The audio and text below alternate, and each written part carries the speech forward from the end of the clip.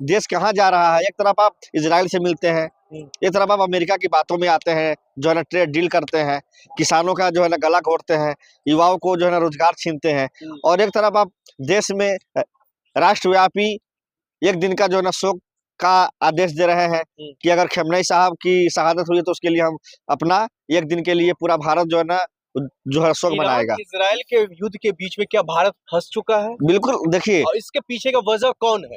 वजह ये जो है मौजूदा सरकार है, इसको डिप्लोमेटिक सिस्टम चलाने नहीं आता है।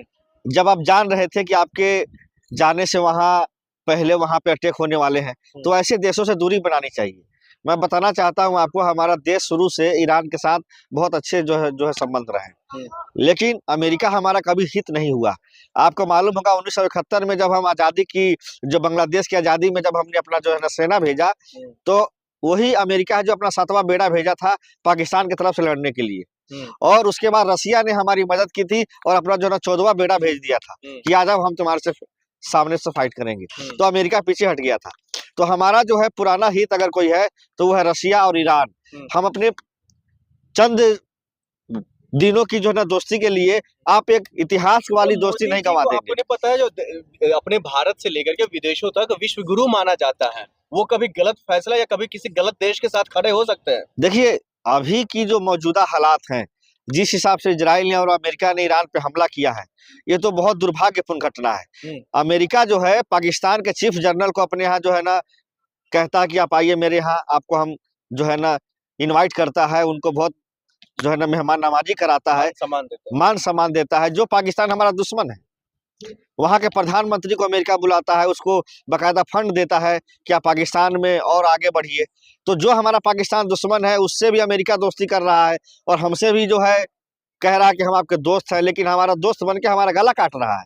वो जो है 3% जो है ना टैरिफ पे अपना सामान भेजेगा हमारे यहाँ, और हमारा सामान 18% टैरिफ पे जाएगा। तो हमारे देश का जो है जो भी जो सामान है, जैसे टेक्सटाइल हो गया, फूड हो गया, इस पे जीएसटी बढ़ जाएगा वहाँ के देशों का, और वहाँ से जो चीज आएगा हमारे देश में सस्ता मिलेगा। मामलों को लेकर कहा जा रहा है जो क्रूड ऑयल और तेल में जो जिससे ट्रांसपोर्ट चलती है, उसमें काफी ज्यादा नुकसान भारत को झेलना पड़ सकता है दो देशों के बीच में। बिल्कुल सही बात है, क्योंकि हमारा डिप्लोमेटिक सिस्टम खराब है।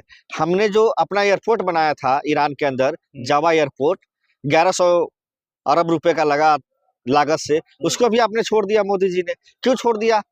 नहीं छोड़ना चाहिए था ना। लड़ाई अमेरिका और ईरान और इजराइल के बीच में है, लेकिन हमने जो इन्वेस्टमेंट किया है, हमारा देश के टैक्स का पैसा लगा हुआ है, हमको वो एयरपोर्ट छोड़ना नहीं चाहिए था। वो पोर्ट छोड़ करके हमने अपने पैरों पे कुल्हाड़ी मार लिया। हमें बहुत महंगा ऑयल जो है अमेरिका से लेना पड़ेगा। उज्ज्वला से कौन सा देश है जहाँ के राष्ट्रपति को उठा लिया गया? वेनेजुला जो है, वहां से हमको लेने में बहुत जो है ना महंगा पड़ेगा। इसीलिए हम ये अफसोस के साथ कह रहे हैं कि अमेरिका बहुत जल्दी बर्बाद हो जाएगा और इस देश के नक्शे से मिट जाएगा। अमेरिका तो साफ साफ संदेश दे दिया, जो भाई आप हथियार जो है नीचे रख दीजिए, नहीं तो सब सारे देश को तबाह कर दूंगा। अमेरिका पहले अपना जो है गिरबान में झांक के देखे।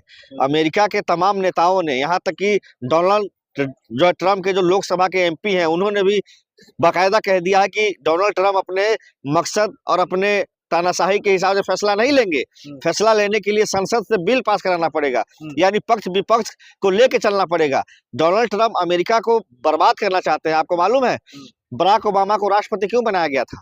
क्योंकि अमेरिका के अंदर जॉर्ज बुश के शासनकाल में ईरान, बगदाद जो है ना, तालिबान, अफगानिस्तान से जो लड़ाई हुई थी, उसमें लाखों लाख अमेरिकी सैनिक मारे गए थे। वहां की जनता ने कहा कि हम लोग लड़ाई नहीं चाहते हैं, हमारे लोग नौजवान मारे जा रहे हैं। तो उनको हरा करके जॉर्ज बुश को, एक काले आदमी को, पहली बार किसी ने राष्ट्रपति बनाया। जो अरबिक कंट्री जो है, अरबिक कंट्री, उसमें भी हमला होने को देख रहे हैं। चाहे दुबई का देख लीजिए, कुवैत में कई जगहों पर जो है ये हमला और अटैक हो रहा है। देखिए, दुबई हो गया, सऊदी हो गया, सब अय्याश जो कंट्री है। रमजान का महीना चल रहा है, पवित्र लोग इस महीने में भी अय्याशी करते हैं, जो है ना दूसरे देशों में जाके जो है ना 1 महीने के लिए जो है निकाह करते हैं, अय्याशी करते हैं, फिर चले जाते हैं।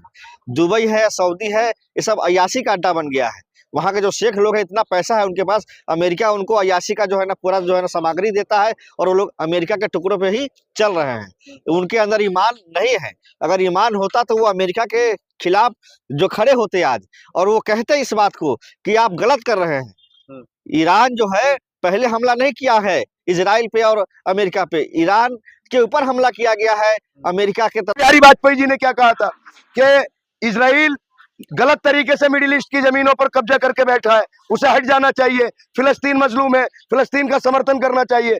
तो ये जो मोदी जी इजराइल के साथ, प्रधानमंत्री के साथ खड़े हैं, ट्रंप के साथ खड़े हैं, आखिर ऐसी क्या मजबूरी है मोदी जी? ईरान इजराइल के युद्ध में, वॉर में क्या भारत फंस चुका है? देखिए तेल महंगा होगा सर, सिलेंडर पे 40 रुपया बढ़ गया, महंगाई बढ़ेगी। जो ईरान व्यापारिक दृष्टि से, अब अंधभक्त, भारत में कुछ अंधभक्त प्रजाति के लोग हैं, मिठाइयां बांटकर जश्न मना रहे हैं। अरे अंधभक्तों, कुछ इतिहास पढ़ो, कुछ ये देखो कि ईरान से भारत के कैसे रिश्ते रहे। हमें डीजल, हमें गैस सस्ती दी, हमें तेल सस्ती दी, और अपने चाबार बंदरगाह में हमें अपनी जगह देकर हमारे सपोर्ट किया। और जो कश्मीर के मसले पर पूरी दुनिया, अमेरिका पाकिस्तान के साथ खड़ा था, तब ईरान हमारे साथ खड़ा था। उन अंधभक्तों को ये पता नहीं है। ये नया भारत है, अमेरिका का दोस्त है भारत, अमेरिका का दोस्त है भारत। क्यों फिर सरेंडर करने के लिए मोदी जी बोल देते हैं? वो कह देते हैं कि मोदी का करियर खराब कर दूंगा। अब ट्रम्प करते हैं। अरे ट्रम्प कातिल है, ट्रम्प नहीं चाहता कि दुनिया में शांति रहे। ट्रम्प एक वो जल्लाद है पूरी दुनिया का, जो पूरी दुनिया में अशांति चाहता है। धमकी दे रहे हैं, खुलेआम धमकी दे रहे हैं, भाई तुम अपना हथियार जो है रख दो, डाउन कर दो, फेंक दो।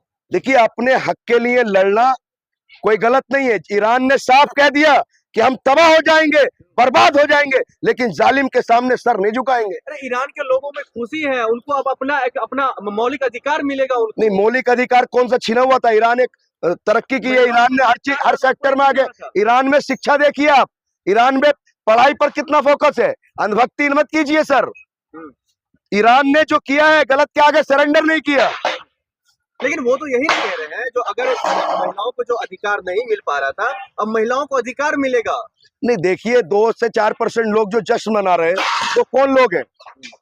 हाँ, वो ईरान से, वो अमेरिका में जो जश्न हुआ है, वो जो दूसरे नेता थे जो ट्रम्प के और अमेरिका के पिट्ठू हैं, उनके समर्थक हैं, तो उनके समर्थक जश्न मना रहे हैं ना। मोदी जी को, भारत को किस देश के साथ स्टैंड लेना चाहिए? देखिए हमारा एक ही कहना है, भारत देश हमेशा से मजलूमों के साथ खड़ा रहा है।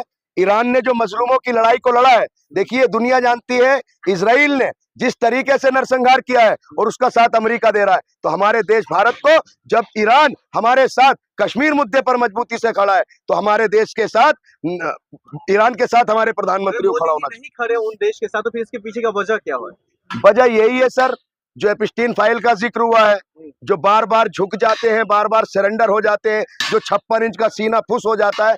तो हम पूछना चाहते हैं, मोदी जी पूरा देश आपके साथ खड़ा है, ये बताइए ऐसी क्या मजबूरी है जो आप जालिम के साथ खड़े हैं? कई देशों में भी ये हमला देखने को मिला है, कुवैत में, सऊदी अरबिया में, उसका यूएई में, कई जगहों पर हमला हुआ है। क्या वर्ल्ड वॉर 3 का ये जो है संकेत है? देखिए अमेरिका का सिर्फ यही प्लानिंग है कि दुनिया में वर्ल्ड वॉर छिड़ जाए, जंग चलती रहे, मैं अपना हथियार बेचता रहूं।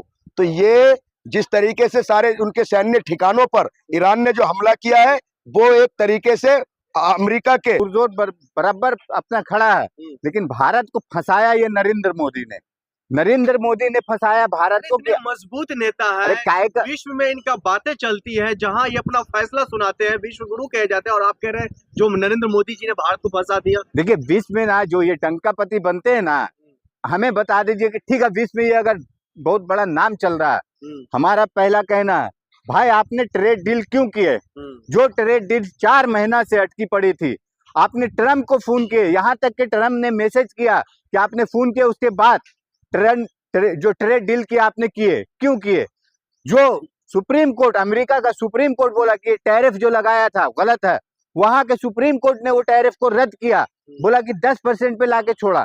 फिर भी आपने एक बार, जो हमारे नेता विपक्ष राहुल गांधी ने बोले, है हिम्मत तो बात करे, बोले, क्यों नहीं जवाब दे रहा? देखिए ये मोदी है ना, जो एप्स्टीन में न मैटर, एप्स्टीन में जो फाइल में इसका नाम आया, जो 2017 में जो एप्स्टीन में इसका नाम आया ना, तो एक नाम के वजह से मोदी का ये जो सिलेंडर दिख रहा है ना, कंप्रोमाइज पीएम, ये सब मोदी कर रहा है कि हमारा आगे वीडियो ना रिलीज हो जाए, हमारा फोटो ना रिलीज हो जाए। और है, इसमें जरूर है, क्योंकि अगर नहीं है तो हमारा हिंदुस्तान इतना बड़ा ना, जो ये नीच प्रधानमंत्री है ना, इतना बड़ा हमारा हिंदुस्तान नीचता पे नहीं आता।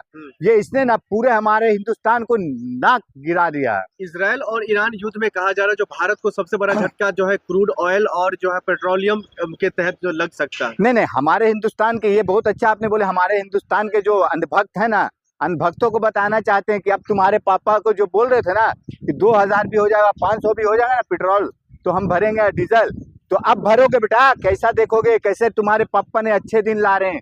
अब पता चलेगा कि हाँ डीजल, पेट्रोल, गैस किस तरीके से क्या रेट बढ़ेगा, अब समझ में आएगा। और जो अभी हम देख रहे हैं हिंदुस्तान में कुछ लोग है ना जो अंधभक्त, जो जाहिल गवार लोग, मालूम नहीं है कि हाँ अयतुल्लाह खामनी कौन है, क्या थे, उनके बारे में ना कि वो मर गया, जहादी आतंकवादी। अरे बेवकूफ जाहिल लोग, तेरे लोग को मालूम नहीं है तो मत बोल।